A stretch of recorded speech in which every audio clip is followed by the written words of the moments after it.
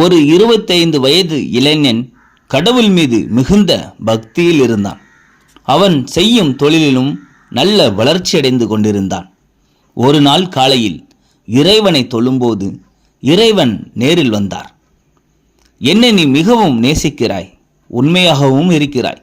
உனக்கு 3 வாய்ப்புகளை தருகிறேன்.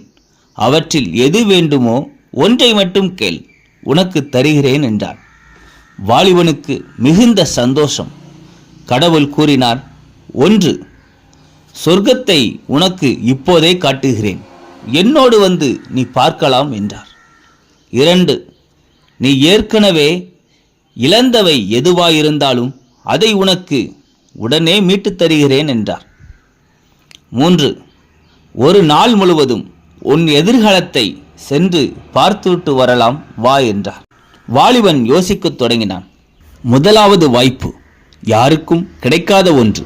வாழும்போதே சொர்க்கத்தை பார்க்கலாம். ஆனால் என் கடவுள் பக்திக்கு நான் எப்படியும் சொர்க்கத்திற்குத்தான் செல்வேன். அதை அப்போதே பார்த்துக் கொள்கிறேன் என்றான்.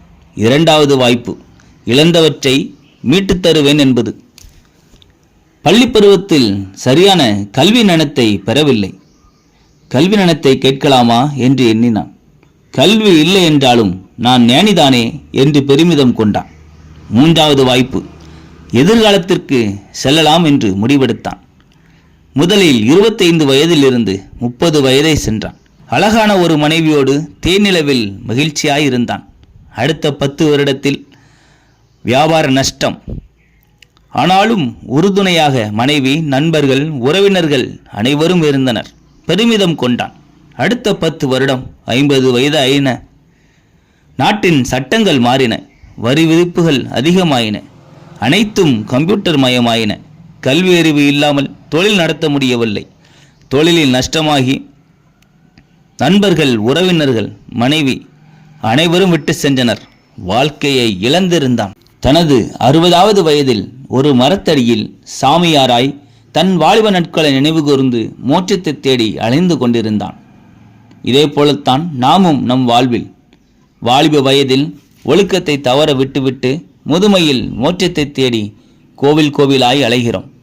நமக்கான வாய்ப்பு கிடைக்கும்போது இழந்தவற்றை மீண்டும் பெற ஒரு உந்துதல் கூட இல்லாமல் இருக்கிறோம். நாளை என்பதும் நமக்கான பரீட்சை. தேர்வு முடித்த பிறகுதான் வாழ்க்கை பாடத்தில் கற்க முடியும். எதிர்காலத்தை உருவாக்கத்தான் வேண்டும். கனவு காணுவதால் எதிர்காலம் உருவாகாது.